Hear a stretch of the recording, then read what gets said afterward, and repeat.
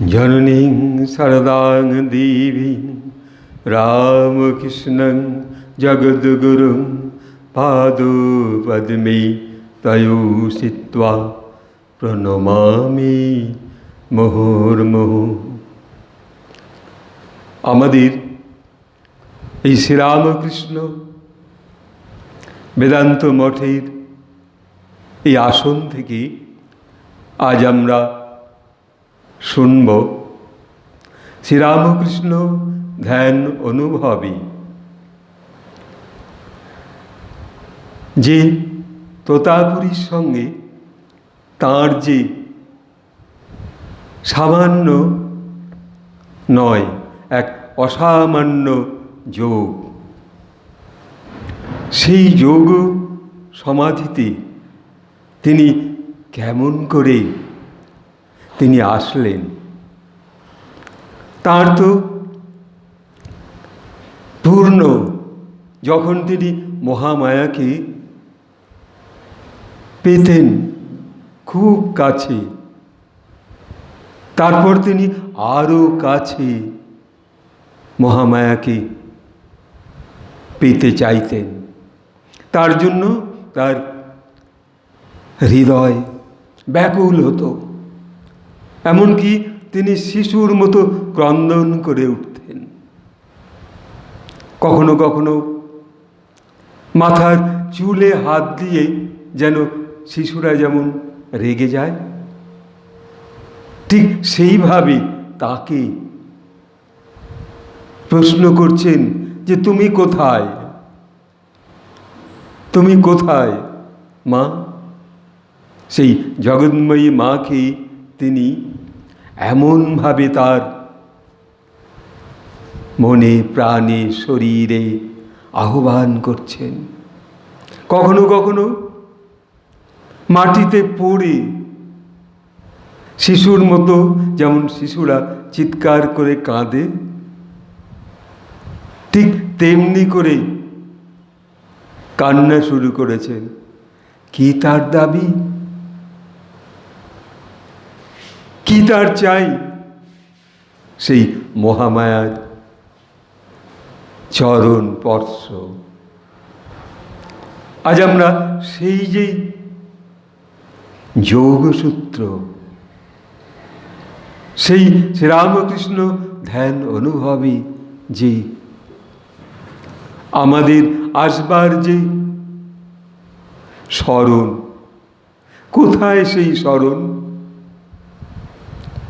আমরা যেন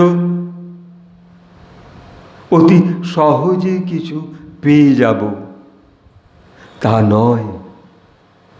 অতি সহজে সব কিছু কি হওয়া সম্ভব? কোনো কিছু পেতে হলে সমর্পণ চাই, দিতে হবে, তাই না? কবিও তো বলেছেন, আমার সকল কিছু দিতে হবে। আমরা যদি সেই দিতে না পারি তার কাছে, সেই বুক ফাটা কান্না, মানুষ তা দেখলে তখন সহ্য করতে পারত না। তখনকার মানুষ কি চাইছেন, কি চাইছেন এই গদাধর, কি প্রার্থনা করেছেন? শিশুর হাতে মায়েরা যেমন অনেক কিছু খেলনা দেবার চেষ্টা করে তার ক্রন্দন থামায়, কিন্তু এই ভক্তের কান্না, হাপুস নয়নে কান্না, কি থামাবে? দক্ষিণেশ্বর মন্দিরে যেন কেউ কেউ দেখে অবাক হতে, কি চাইছেন? তবে কি ঠাকুরের মাথার কোনো অসুখ করল কি না? তখনও কেউ কেউ চিন্তায় পড়ে গেছেন।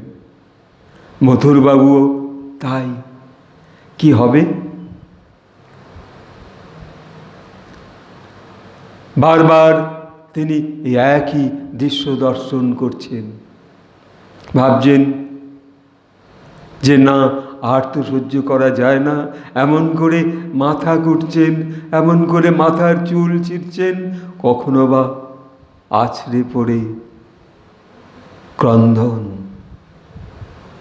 তারপর তো যথারীতি বৈদ্যকে ডাকা হলো, তাকে সারিয়ে তুলতে হবে। কিন্তু মহামায়ার সেই, তার যে মনে যে মায়ের চাহিদা, মাকে চাই, আর কিচ্ছু না। শিশুকে বেড়াতে নিয়ে গেলে সে যদি একবার ক্রন্দন শুরু করে, ব্যাস, আর তো রেহাই নেই।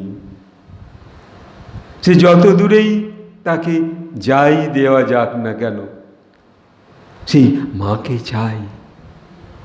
মা ভিন্ন, তার প্রাণ যেন তখন হাকুলি বিকুলি করছে। শ্রীরামকৃষ্ণ ধ্যান অনুভবী এই যে আমাদের অন্তঃস্পর্শের যে ক্রন্দন, কোথায় সেই আহ্বান? সেই আহ্বানে যখন ঠাকুরের ক্রন্দন দৃশ্য দেখে মথুরবাবু তো নিয়ে এসে হাজির, যে এনাকে সারিয়ে তুলতে হবে। কবরেজ এসছে, ঠাকুর বলছেন, কবরেজ আমাকে দেখো তো। সেও দেখে বলছে, কই, কোনো বিশেষ রোগ তো নেই, কিন্তু আমার শরীর যেন জ্বালা করছে। কবিরাজ ভাবলেন, হ্যাঁ, সামান্য কিছু ওষুধ হয়তো দিলেই কি ঠিক হবে? তিনি বুঝলেন না, এ কান্না সেই মহাশক্তির প্রাণস্পর্শের, তার হৃদয় কাঁদছে। এমন দৃশ্য একদিন দর্শন করলেন। মাকে যেন বলছেন, মা তুমি কবে আমায় দীক্ষা দেবে? যেন চাই, এখনই চাই। এমন সময় তার সঙ্গে সাক্ষাৎ হলো। সেই জটাধারী, হাতে ত্রিশূল, কাঁধে ঝোলা, এক কোমরে যেন বাঘছাল, এক লেংটি পরা সাধু তোতাপুরী। তিনি ভাবলেন, এ তো সেই সত্যর জন্য কান্না। এই কান্না আমরাও কখনো এভাবে ক্রন্দন করতে পারিনি। তাকে তখন শান্ত হলো, তাকে দর্শন করার পর। ঠাকুর যেন তার কাছে দীক্ষার কথা বলে ভাবছেন কি, তোতাপুরি বুঝতে পারলেন, হ্যাঁ, এই আমার সেই পরম শিষ্য না গুরু। তিনিও স্থির করতে পারছেন না। সেই যে প্রাণময় মহামায়াকে চাইছে। তোতাপুরি তখন বললেন, তোমার দীক্ষা, এসো আমার সঙ্গে। তারপর তো শ্রীরামকৃষ্ণের সঙ্গে সেই কথোপকথন, যেন কতদিনকার আলাপ, গুরুর সঙ্গে সাক্ষাৎ। সে মহামায়া এই যে যোগ করে দিলেন, তার সেই তীক্ষ্ণ, তখন তো তিনি বলছেন এই মন, শরীর, এই পঞ্চ ইন্দ্রিয় সব ওই বুদ্ধি, মন বুদ্ধিতে বিলীন হয়ে যাবে। তারপর তো মহাসমাধি আসবে। দুইজন দুইজনকে অপলক দৃষ্টিতে দেখছে। কোথায় মহামায়া, কোথায় নিয়ে এসে পৌঁছালেন? তো একবার তোতাপুরী গঙ্গার ঠিক ঘাটের ধারে গিয়ে তার যেই চরণটি জলের মধ্যে দিয়েছে, তারপর হাঁটু জল, তারপর আর একটু, ব্যাস, আর নয়। এইবার যেন সেই গঙ্গার উপর দিয়ে হাঁটু জলে হেঁটে চলেছেন ওই পারে। মাঝগঙ্গায় গিয়েও যেন মনে হচ্ছে এ তো সেই পুকুর না গঙ্গা। মহামায়ার কি লীলা! তিনি তাকে যেতে এইভাবে বারণ করছেন। ওই পারে যাবার আগেই তিনি বুঝলেন তোতাপুরী মহামায়া দর্শন দিলেন যেন তার শরীরে, মনে, তার সে হৃদয়। তিনি আবার আসলেন ফিরে। এইবার শ্রীরামকৃষ্ণের সঙ্গে তার সেই দিন দীক্ষায় বসা। তিনি ভাবছেন আজ কত বছর, প্রায় 43 কি 50 বছর, 43 বছর ধরে আমি নর্মদার তীরে যে ধ্যান করেছি, যে সাধনা করেছি, এ কাকে দেখছি? এর মধ্যে তো সেই সকল শক্তি বিরাজ করছে। জ্ঞান, ভক্তি সব তার মধ্যে। মহাবিশ্ব যেন উজাড় করে দিয়েছেন। মহামায়া তার সমগ্র শক্তিকে ভূষিত করেছেন। অলঙ্কারের মতো ঠাকুরের মনে, প্রাণে, শরীরে, জ্ঞানে, ভাবনায় তিনি তখন দর্শন করছেন।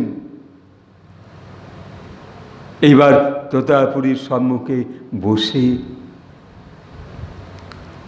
দিব্য চক্ষুতেই তোতাপুরী দেখছেন এই তো সেই দিন, সেই সন্ধিক্ষণ। মহামায়া এবার যেন সেই তার রক্তচন্দনে, তার তিলককে ভূষিত করবে। শ্রীরামকৃষ্ণের সেই নরম শরীর, কত একটু যেন ঠাকুর তার শরীরের যে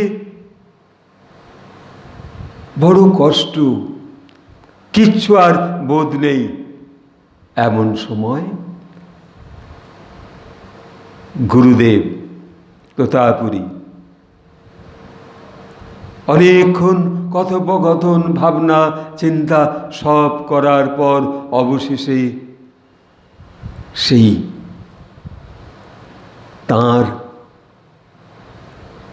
যে কপালে যেন রক্তচন্দনের তিলক পরিয়ে দেবার মতো একটা কাঁচের টুকরো দিয়ে বসিয়ে দিলেন। সঙ্গে সঙ্গে ঠাকুর অপরূপ দৃশ্য দর্শন করতে লাগলেন। এ কি বিদ্যা অবিদ্যা যেন দুই দিকে দুভাগ হয়ে সেই তীক্ষ্ণ খড়গ দিয়ে যেন দুভাগ হয়ে গেল। তারপর সেই মহাসমাধি মধ্য তিনি ডুবে রইলেন। তোতাপুরী ভাবছেন, সারা জীবন আমি যা অর্জন করতে চেষ্টা করেছিলাম তা এই ক্ষণিক সময়ের মধ্যে সেই পরম পুরুষ শ্রীরামকৃষ্ণ তা সাধন করেছেন, তা পূর্ণ। তার মধ্যে সেই শক্তি বিরাজ করছেন, সেই মহামায়ার রূপ। তার সেই কপাল থেকে কাছের টুকরোটা যেন রক্তচন্দনের যে তিলক দর্শন করতে করতে তোতাপুরী ভাবছেন, আমি গুরুদেব না, না, আমি শিষ্য, তুমি গুরু। এই সেই দীক্ষার যে এক কঠিন সময় যখন যুক্ত হলো, নদী যেমন সাগরে তার শরীরকে বিলীন করতে চায়, বিলীন করে ফেলে, তখন তোতাপুরী শ্রীরামকৃষ্ণের শরীরকে সেইভাবে আলিঙ্গন করে যেন উচ্চারিত করছেন, আজ আজ আমি গুরুদেব না, তুমি। প্রকৃতির এই যে যোগ, দুই শক্তির যে সংযোগ স্থল, মহামায়া তার মাঝখানে, তার যেন সেই তীক্ষ্ণ খড়গ দিয়ে তিনি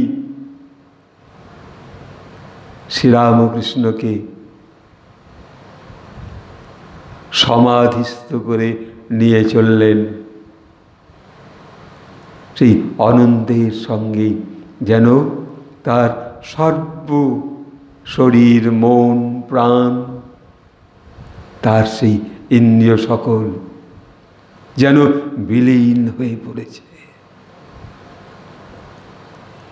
যুক্ত হয়েছে এক মহাভাব সমাধি। স্তম্ভিত তোতাপুরী, স্তম্ভিত। কি দেখছি,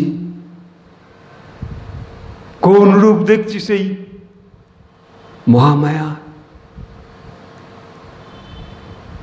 তার যেন সেই দিব্য চক্ষুতে স্পর্শ হয়েছে।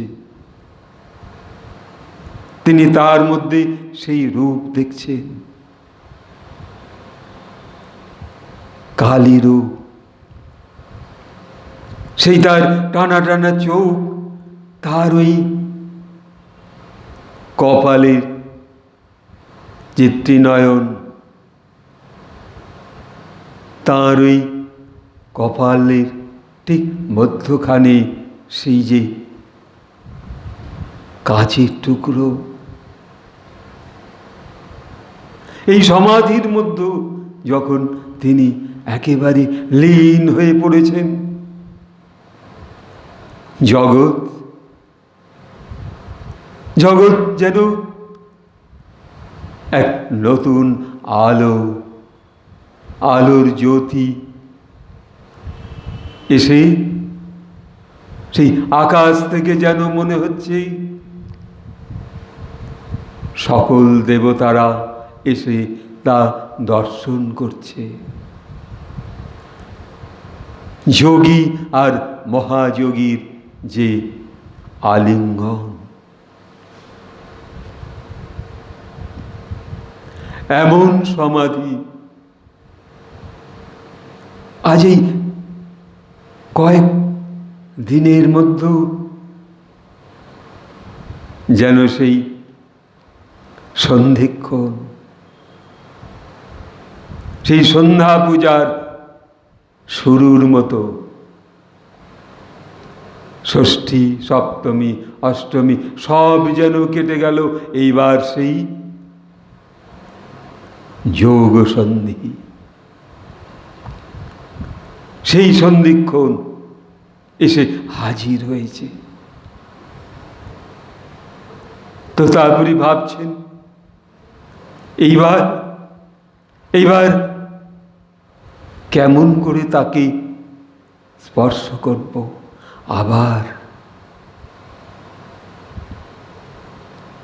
ঠাকুর তো তার সেই দিব্য সত্তার মধ্যে তিনি প্রবেশ করেছেন। স্বর্গ মর্ত পাতাল যেন সব এক, তিনি যেন সেই ব্রহ্মে লীন হয়ে পড়েছেন। সকল তার শরীরের যে ধ্যানে যখন আমরা সত্যি ধ্যান যখন শরীরে আসে, তখন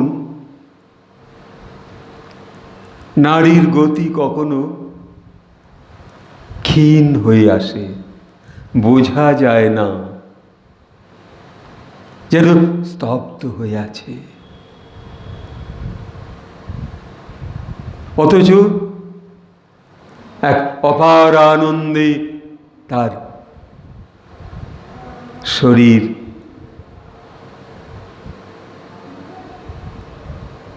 বিকাশ করেছে এই মহাবিশ্বের সকল মানুষের সেবার জন্য। তারপর তখনও তার সেই সমাধি ভঙ্গ হবার নয়। তো তারপরে ভাবছেন এই অবস্থায় তাকে কেমন করে ছেড়ে যাব।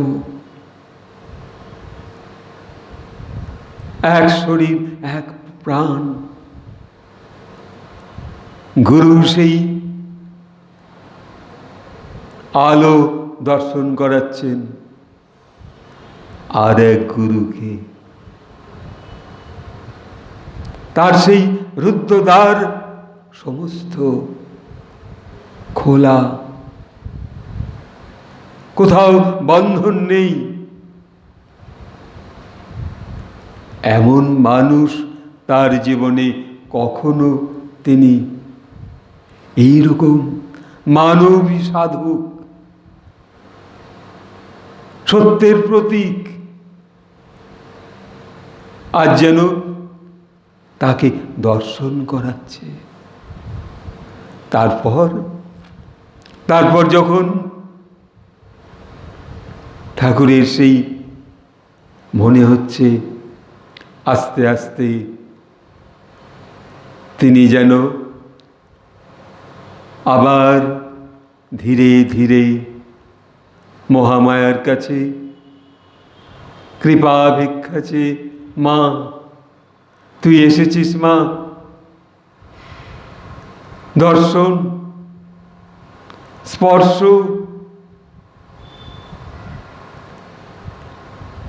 তোমার কাছে কতদিন ধরে আমি খালি শিশুর মতো ক্রন্দন করেছি, দাও দাও সেই দীক্ষা। সেই আজ সম্পূর্ণ হবার মুহূর্ত। তারপর যখন ঠাকুরের শরীর আবার সেই আপন গৃহে আপন শরীরে, আবার যখন নারী স্পন্দন ধীরে ধীরে আবার শরীরে নেমে আসলো, তিনি চোখ মেললেন, দেখছেন তার গুরুদেবকে। সেই যে যোগ সন্ধিক্ষণ এখনো তার মধ্যে শরীর মন প্রাণ যেন আনন্দে উদ্ভাসিত। মায়ের কাছে এই তো প্রার্থনা করেছিলাম, আর তিনি তার ওই তীক্ষ্ণ তরবারি দিয়ে যা আমাকে দর্শন করালেন, তাই তো তিনি আহ্বান করেছিলেন। গুরু তোতাপুরীকে, তার আশা এই জন্যই, তার সঙ্গ পাওয়া, কথোপকথন, এই যোগসূত্র, এই মহামায়ার আহ্বানে তার এই সঙ্গে সাক্ষাৎ নাকি হবার কথা, এমন ভাবনা যদি আমরা কখনো কোনো মুহূর্তে আশা করি, তা বড় বিরল। কিন্তু এই যে আমাদের যোগ সাধনা, এই যে ধ্যান অনুভব, এই তিলে তিলে যখন শরীর আস্তে আস্তে গভীরভাবে তার এই পাত্রটাকে পূর্ণ করবে, তখন তাতে কি ধ্যান ভাঙবে? না। সেই সাকার নিরাকার সব যেন একাকার হয়ে যায়। তারপর তো ঠাকুর যখন আবার সেই আপন ভাবনায় আসলেন, তখন সাক্ষাৎ গুরুদেবকে আবার দর্শন করছেন। তারপর তিনি গুরুদেব তোতাপুরী এইবার চললেন যে এত বছর আমার এই সাধনার আজ পূর্ণ